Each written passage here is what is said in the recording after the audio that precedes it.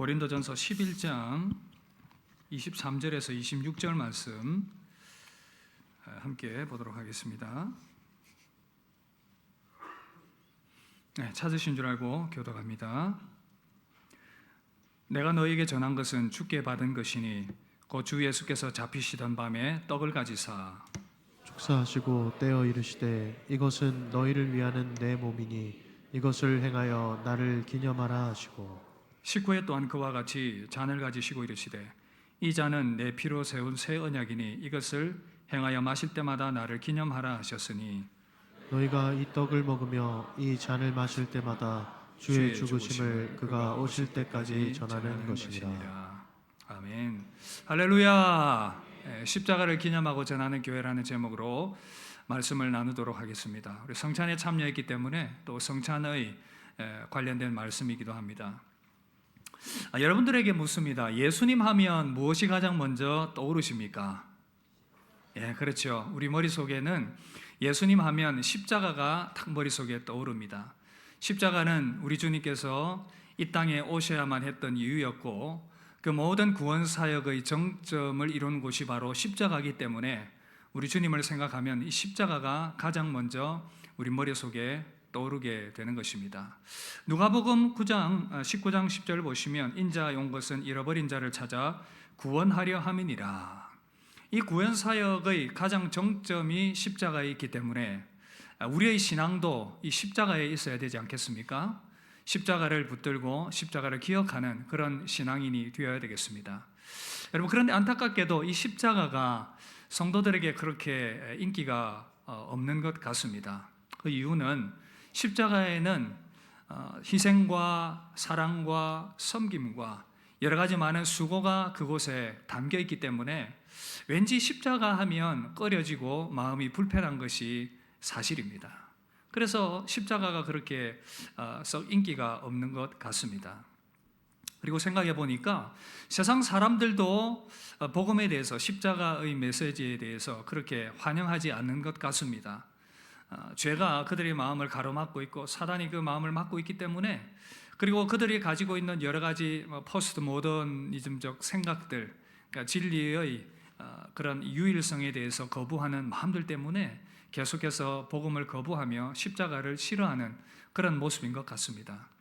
그래서인지 강단에서도 왠지 고난주간이 되고 십자가를 설교해야 되는 목사 입장에서도 때로는 십자가를 설교하기가 부담스럽다 그런 생각이 들 때도 있는 것입니다. 여러분, 그러나 우리 한번 생각을 해보면 이 십자가가 항상 우리에게 불편해야만 하는 것인가? 여러분, 좋은 아버지는 할 수만 있으면 우리 자녀들에게 좋은 것을 주기를 원합니다. 여러분, 그렇지 않습니까? 그런데 예를 들어서 아이가 병이 들었습니다. 아픈 가운데 있습니다. 그렇다면 좋은 아버지는 이 아이가 우선에 병이 치료가 되고 그 이후에 무언가 좋은 것을 공급해 줘야 되는 것이 순서인데 아이가 아프다고 해서 아이를 사랑하기 때문에 계속해서 사탕 물려주고 과자 주고 그러면 이것은 좋은 아버지가 이 모습은 아니지 않습니까? 좋은 아버지는 병을 먼저 치료하고 고치고 난 이후에 좋은 것들을 주는 그것이 좋은 아버지의 모습일 것입니다. 마틴 로이드 존스 목사님이라는 분이 계십니다. 이분은 영국에서 아주 유명한 목사님이셨고 이분이 그 전에 직업이 참 독특한데 의사였습니다. 의사로 있다가 육신의 병을 고치는 것도 참 귀하지만 영혼의 그 질병을 고치고 사람들을 천국으로 인도하는 것, 이것이 더 중요한 것이 아닌가라고 생각을 하며 개인적으로 그렇게 생각하며 목회의 길로 들어서게 되었습니다. 이분이 쓰신 여러 책들이 많이 있는데 그 중에 대표적인 책이 목사와 설교라는 책입니다. 신학대학원생들은 거의 필수로 이 책을 읽고 저도 그렇게 읽었던 기억이 있습니다. 이 책의 내용에 보면 이 로이드 존스 목사님이 그런 이야기를 합니다. 진정 좋은 의사는 누구인가? 누군가가 복통 때문에 병원을 찾아왔습니다. 배가 아파서 떼굴떼굴 구르고 있는데 그 통증을 멈추게 할 몰핀이나 진통제만 처방해주는 의사, 과연 그 의사가 좋은 의사인가? 이렇게 반문을 하지요. 진짜 좋은 의사는 그 병의 원인이 무엇인지를 살피고 단지 진통제 처방만으로 되지 않고 그 속을 고쳐야 되는 상황이라면 수술을 해서 그것을 고친다는 것입니다. 이렇듯 좋은 의사는 드러난 증상만을 고치는 것이 좋은 의사가 아니라 그 내면의 깊은 질병을 치료하는 것, 그것이 그렇게 치료하는 의사가 좋은 의사다, 그런 이야기를 했습니다. 여러분, 하나님의 마음은 어떠시겠습니까? 하나님은 우리에게 좋은 아버지십니다. 우리에게 많은 좋은 것들을 주기를 원하시는 아버지세요. 그런데 좋은 아버지이시지만 왜 하필 이 험한 십자가 이야기를 꼭 하셔야만 했는가? 왜 하나님의 아들이 이 십자가를 꼭 지시며 그 비참한 일들을 경험하셔야만 했던가? 이것이 우리에게 불편함이 될 수가 있습니다. 왜 그러셨을까? 좋으신 아버지께서. 그 이유가 있지 않겠습니까? 그 이유는 성경은 분명하게 말하고 있습니다. 우리에게 하나님은 좋은 것 주기를 원하시는데 이것을 다 막아버리는 것이 있다는 거예요. 그것이 바로 죄라는 것입니다. 우리 인류 최초의 인간의 아담과 하와가 하나님께 근본적으로 죄를 범했고, 그 죄는 결국 하나님을 멀리하는 그 죄였죠. 하나님과의 관계를 끊는 죄였습니다. 이제 이것이 하나님과의 죄가 하나님과의 관계 가운데에서 가로막혀 있으니까 하나님께서 우리에게 좋은 것을 주실 수가 없는 거예요. 우리에게 있는 영원한 생명과 하나님과의 교제함과 이 땅에서의 행복과 즐거움과 기쁨, 좋은 것들이 다 차단되어 버린 것입니다. 이 죄 때문에. 그래서 하나님께서 하셔야 되는 일들은 이 죄의 근본 문제를 치료하시는 것이었습니다. 우리 하나님은 우리의 영혼의 명이시기 때문에, 무엇이 문제인지 아시기 때문에 이 죄의 문제를 치료하기 위해서 선택하신 것, 유일한 방법이 바로 피 흘림이었습니다. 성경은 말합니다. 피 흘림이 없은즉 죄 사함이 없다. 이 피가 이 죄를 사하기 때문에 이 죽음의 질병을 가져온 이 죄를 없이 하기 위해서는 피 흘림이 반드시 필요했다는 것입니다. 누군가가 그 죄의 값을 대신 치루어야 하고 피를 흘려야 그 죄의 문제가 해결되는데, 인간 가운데는 이 대속의 죽음을 할 존재가 없다는 것입니다. 그래서 하나님이 친히 하나님의 아들이 사람의 몸을 입고 오셔서 그 죄의 값을 치르시고 그 피를 흘리셔서 그 죄의 문제를 해결해 주셨다는 사실입니다. 그래서 오직 어린 양 예수 그리스도의 보혈의 피가 우리를 정결하게 하며 우리에게 하나님으로부터 오는 모든 좋은 것들을 막는 그 죄를 없애주시며 우리에게 생명을 주신다. 골로새서 1장 20절에 이렇게 말씀하고 있습니다. 그의 십자가의 피로 화평을 이루사 만물 곧 땅에 있는 것들이나 하늘에 있는 것들이 그로 말미암아 자기와 화목하게 하기를 기뻐하심이라. 사랑하는 여러분, 십자가는 영원한 죽음을 불러오는 그 죄를 해결하신 하나님의 유일한 길인 줄 믿습니다. 하나님의 최고의 처방이셨고 유일한 처방이셨다는 것입니다. 고린도전서 1장 22절 25절까지 보시면 이런 내용이 나옵니다. 바울이 복음을 증거하면서 고린도 교인들을 얘기하면서 유대인들은 표적을 구하고 헬라인들은 지혜를 구하지만, 그래서 유대인들이 보기에는 십자가가 끄리끼는 것이고 헬라인들이 보기에는 참 미련해 보이는 것이지만, 생명을 얻는 자들에게는 유대인이든지 헬라인이든지 그 누구에게든지 십자가는 하나님의 능력이라고 말씀하고 있어요. 그래서 25절에서는 하나님의 어리석음이 사람보다 지혜롭고 하나님의 약하심이 사람보다 강하니라. 사람들이 아무리 십자가를 미련하게 보고 십자가가 무슨 의미 있냐라고 말하지만, 우리를 창조하신 하나님께서, 우리에게 생명 주시는 그 하나님께서는 이 길이 유일한 길이고 그 길이 생명의 길이다라고 우리에게 말씀해 주셨다는 사실입니다. 사랑하는 성도 여러분, 그 십자가의 은혜와 능력과 사랑이 여러분들의 심령 가운데 깊이 뿌리 박히게 되길 주의 이름으로 축복합니다. 어느 유명한 지식인이 그런 간증을 했습니다. 내가 예수 믿을 수밖에 없었던 이유, 십자가, 이해할 수 없는 그 십자가가 이해할 수 없었기 때문에 오히려 이해가 되었다, 오히려 받아들여졌다. 신이라고 하면 큰 위엄과 영광 가운데에서 사람들을 압도하고 그런 모습인데, 어떻게 기독교에서는 하나님이 사람을 위해서 십자가에서 대속의 죽음을 당할 수 있는가? 말이 안 되는 것이라고 생각했는데 깊이 생각해 보니 그것이 하나님의 사랑이었다는 것을 깨달았다는 것이죠. 그래서 나는 예수를 믿는다라는 고백을 했습니다. 여러분, 우리 신앙이 십자가에서 다시 회복될 수 있기를 주 이름으로 축복합니다. 고난주간 보내면서 그 주님의 십자가가 내 안에서 살아 꿈틀거리면서 우리에게 생명을 주는 그 능력으로 역사하게 되길 주 이름으로 축복합니다. 우리가 읽은 이 말씀, 우리가 함께 성찬에 참여했지만 성찬에 관련된 말씀이었습니다. 바울이 고린도 교회 교인들에게 주님이 이 땅에 오셔서 그 성찬을 마지막 만찬을 하시면서 주신 그 말씀을 권면하면서 너희들이 다시 이 성찬의 의미를 마음에 깊이 새기기를 원한다. 성찬에 담겨있는 그 십자가의 의미를 너희들 마음에 다시 한번 깊이 새기기를 원한다. 사랑하는 성도 여러분, 우리가 한 성도로서 이렇게 성찬에 참여했습니다. 이 성찬에 참여하면서 여러분들의 심령 가운데도 이 십자가의 은혜가 깊이 기억될 수 있기를 주의 이름으로 축복합니다. 그렇다면 우리가 기억해야 될 이 성찬을 통해서 또한 그 십자가를 생각하면서 우리가 꼭 마음에 새겨야 할 것이 무엇인가? 두 가지로 말씀드리겠는데, 먼저 첫 번째는 주님의 죽으심을 기억하는 것입니다. 함께 따라합시다. 주님의 죽으심을 기억합시다. 또 하나는 주님의 죽으심을 전하는 것입니다. 함께 따라합시다. 주님의 죽으심을 전합시다. 이 두 가지가 우리가 꼭 마음에 새겨야 할 것들입니다. 여러분, 먼저 주님의 죽으심을 기억해야 합니다. 오늘 말씀은 바울이 고린도 교회 성도들에게 그들이 성만찬에 참여하는 그 자세들을 보면서 그들을 향한 바른 권면을 주고 있는 내용입니다. 주님의 명령을 따라서 초대교회가 세워지고 모일 때마다 성찬을 거행했습니다. 그런데 여러분, 시간이 갈수록 이 성찬의 의미가 퇴색되었고 영 이상한 방향으로 가는 것이었습니다. 고린도 교회가 문제가 많았어요. 리더십의 문제, 누구를 따를 것인가에 대한 당파 싸움이 있었습니다. 은사의 사용 문제 때문에 분쟁이 있었습니다. 그런가 하면 오늘 말씀에서 이 성찬 가운데서 또한 이 분리가 있었는데 이런 문제였습니다. 부자와 가난한 자들의 나눔이었는데 예배로 모일 때에 성만찬을 거행하는데 이제 음식을 이제 가져와서 그 나눔들을 했던 것 같습니다. 근데 부자들이 먼저 와가지고 음식들을 많이 차려놓고 그리고 이제 포도주를 갖다 놓고는 자기들끼리 먼저 마음껏 먹고 마셔버리는 것입니다. 아, 배부르다, 기분 좋다. 그런데 일하느라고 좀 늦게 온 노동자 계급이나 노예들은 이제 늦게 와서 보니까 다 먹어버리고 없는 거예요.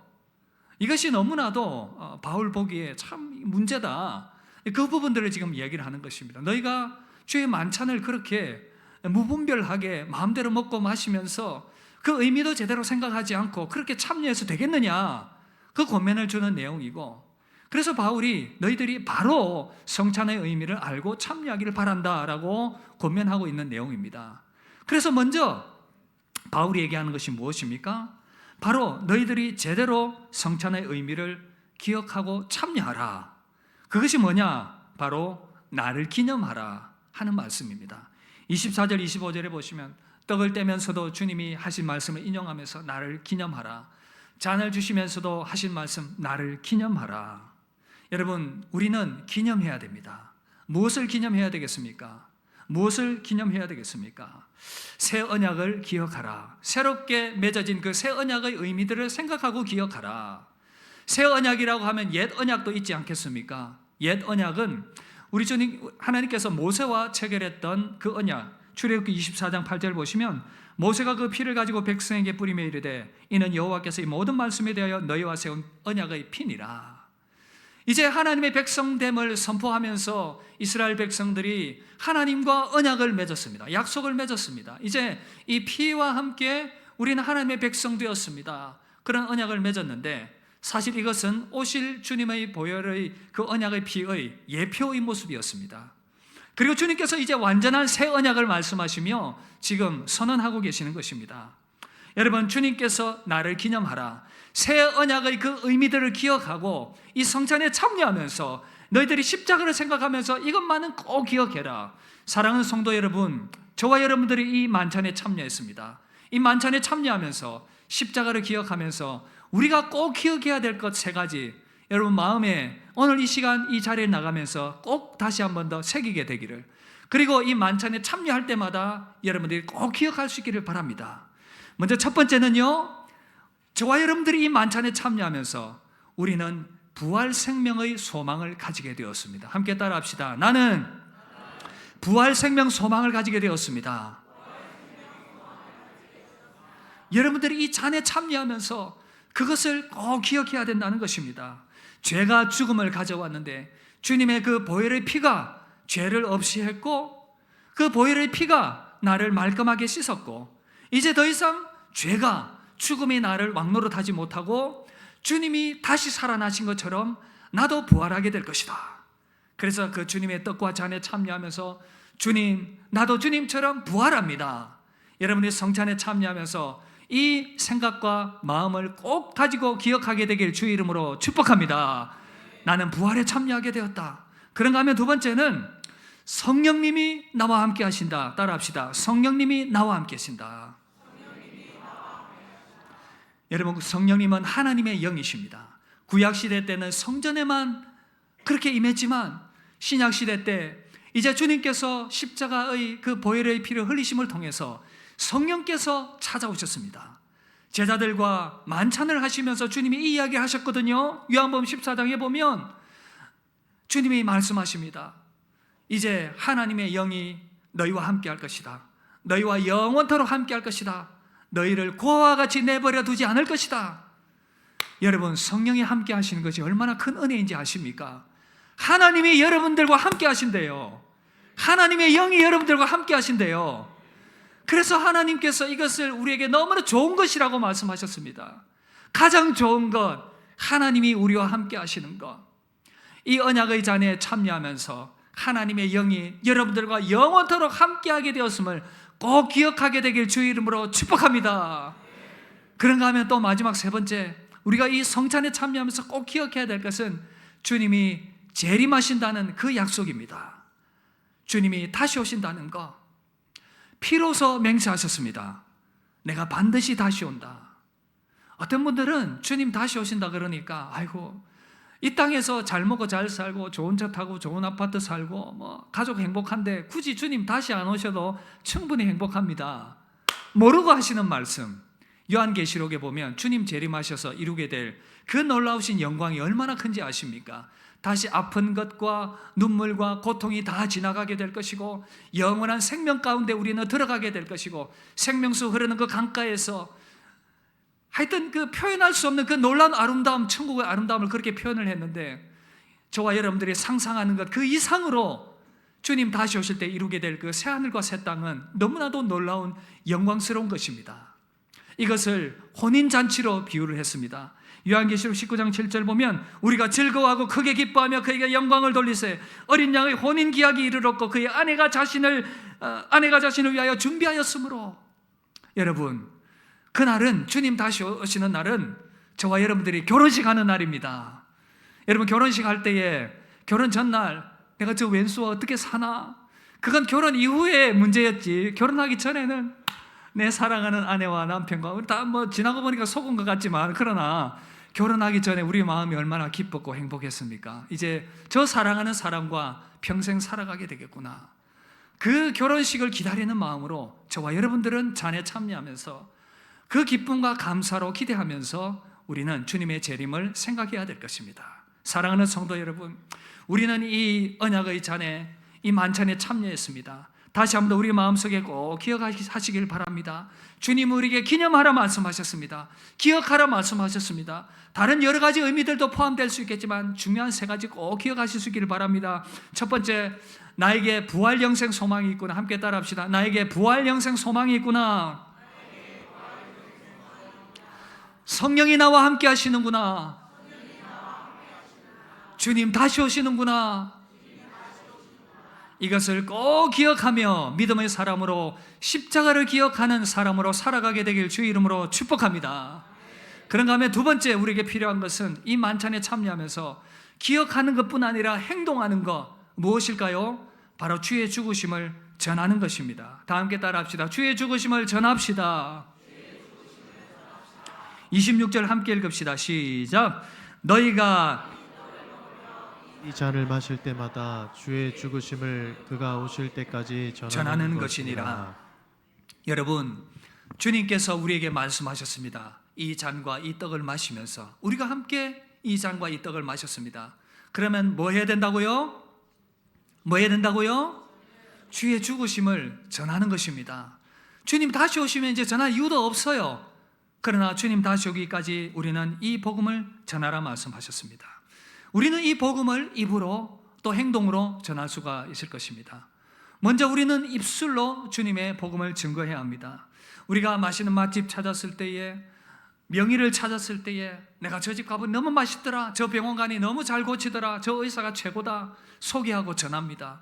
마찬가지로 우리가 이 복음의 은혜를 알게 되면 이 복음을 증거하는 믿음의 사람으로 살아가야 한다는 것입니다. 여러분, 복음이 왜 기쁜 소식입니까?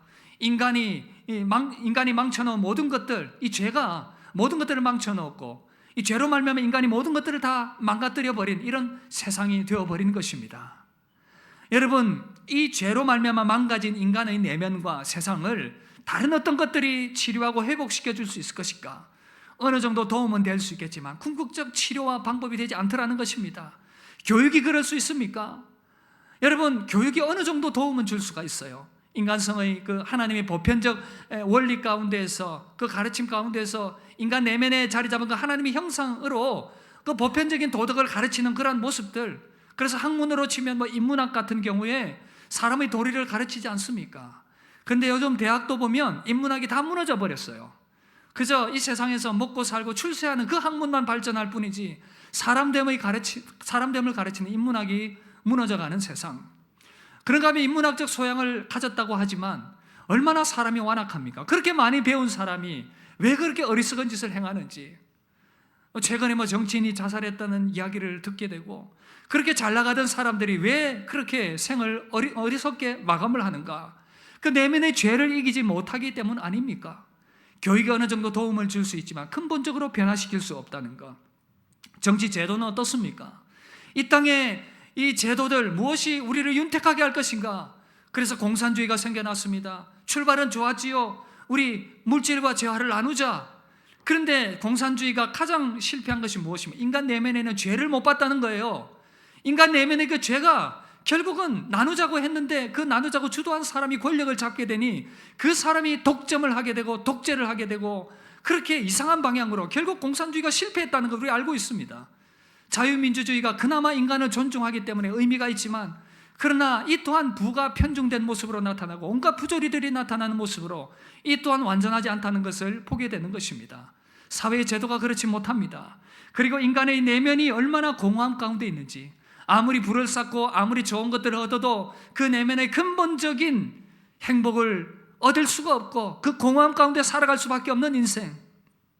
빌리 그레함의 책에 나오는 인생이라는 책에 나오는 한 이야기 보시면, 한 번은 아내와 함께 누군가의 집에 초대를 받아갔는데 세상 부러울 것 없는 부자의 집이었습니다.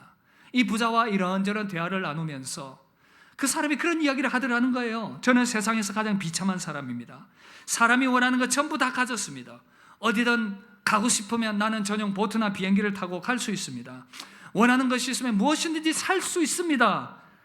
하지만 내면은 비참하고 공허합니다. 사랑하는 여러분, 죄악된 세상은 소망이 없습니다. 죄악된 세상은 공허할 뿐입니다. 오직 예수 그리스도의 복음만이 우리를 살리며 사람을 살리며 세상 가운데 소망을 주는 그 메시지가 됨을 믿습니다. 우리 주님께서 십자가에 못 박히시고 부활하신 그날 밤 제자들을 찾아가셔서 부활의 몸을 보이시면서 제자들에게 말씀하셨습니다. 성령을 받으라. 그리고는 주님이 이렇게 말씀하십니다. 너희가 누구의 죄든지 사하면 사하여질 것이고 누구의 죄든지 그대로 두면 그대로 있으리라. 너희가 이제 성령 받고 해야 될 것이 뭐냐? 복음 전하는 것이다.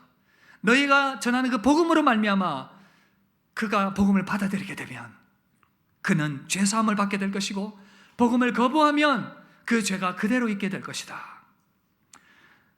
복음을 증거하라. 주님이 성령 부어주시며 말씀하십니다.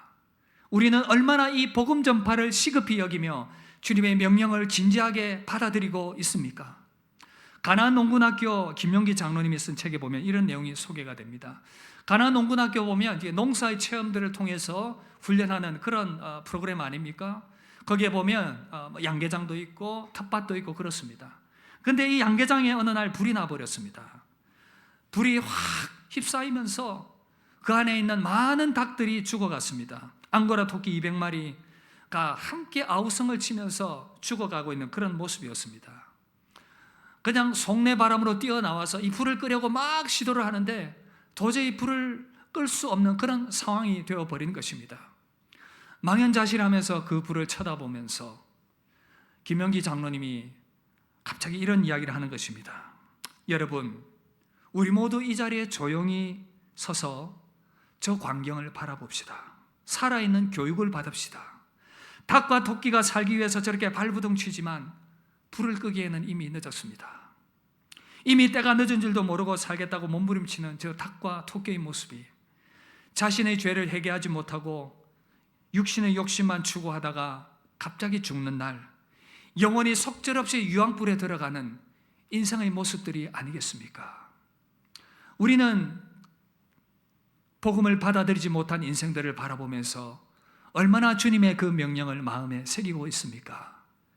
그렇게 도전하면서 교회당으로 가서 그들이 통곡하며 눈물로 기도했다고 합니다. 사랑하는 여러분, 우리는 영혼 구원을 위해서 복음을 증거해야 합니다.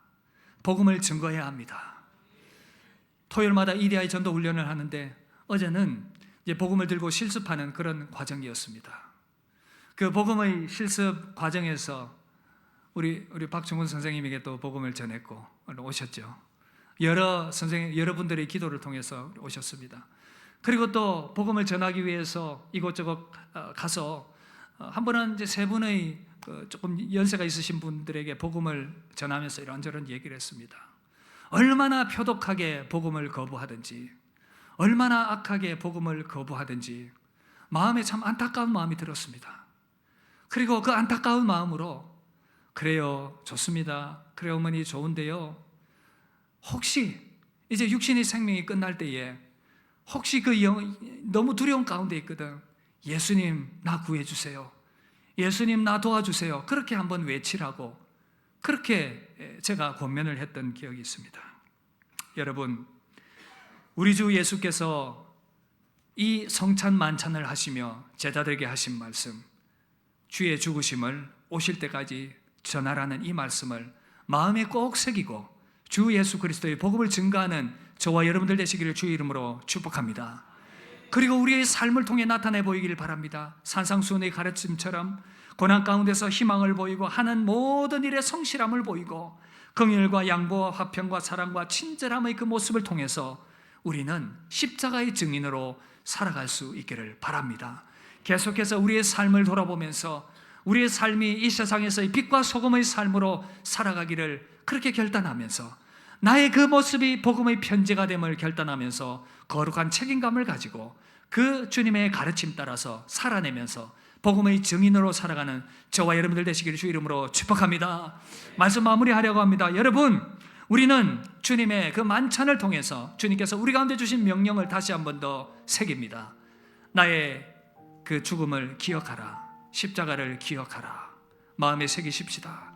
그리고 십자가를 증거하라. 그 명령 따라서 십자가를 기억하고 증거하는 믿음의 사람 다 되시기를 주님의 이름으로 축복합니다. 우리 함께 받은 말씀 생각하며 찬양하며 우리 한번 기도하겠습니다. 갈보리산 위에 찬양합시다.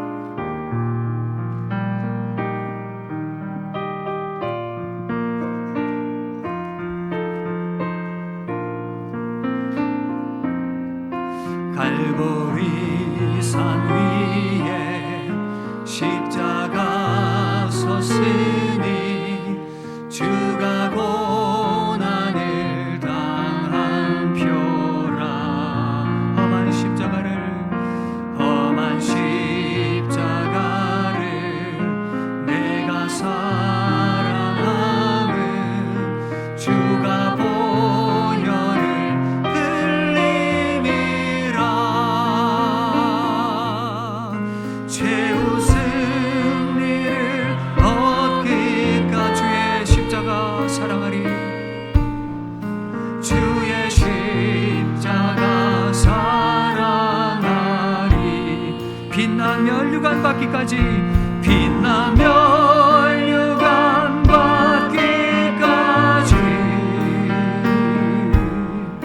험한 십자가 붙들게 멸시천대받은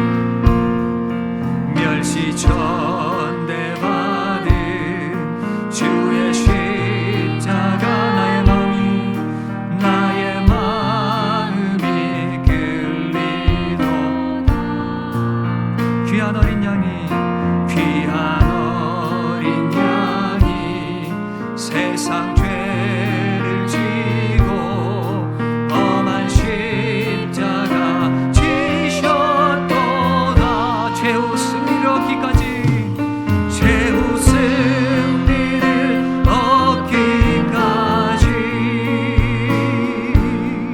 주의 십자가 사랑을 빛난 면류관 받기까지 빛난 면류관 받기까지 험한 십자가 붙들 4절입니다. 주님 예비하신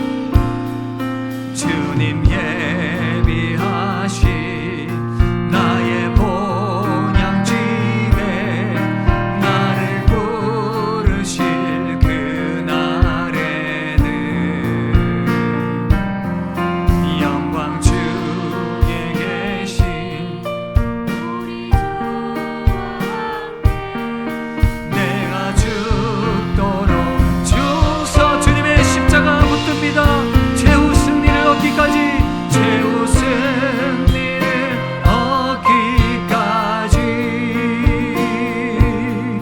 주의 십자가 살아 빛난 면류관 받기까지 빛난 면류관 받기까지 험한 십자가 붙들겠네. 우리 시간 한번 기도하기를 원합니다. 기도할 때에 먼저 여러분 감사 기도합시다. 주님, 날 위하여 십자가에서 피 흘리신 주님 감사합니다. 주님의 그 희생과 수고로 말미암아 내가 생명 얻게 됨을 인하여 감사합니다. 주님, 그 십자가를 마음에 깊이 새기며 살아가게 하여 주옵소서. 내가 이로 말미암아 부활 생명 얻었고 주님이 나와 함께 하시는 놀라운 은혜를 얻었고 주님 다시 오실 것이라고 약속하신 그 약속을 붙들며 그렇게 믿음으로 살아가게 하옵소서. 그리고 주 예수 그리스도의 복음을 증거하는 믿음의 삶을 살아가게 하여 주시옵소서. 우리 합심해서 한번 기도하도록 하겠습니다. 기도하겠습니다.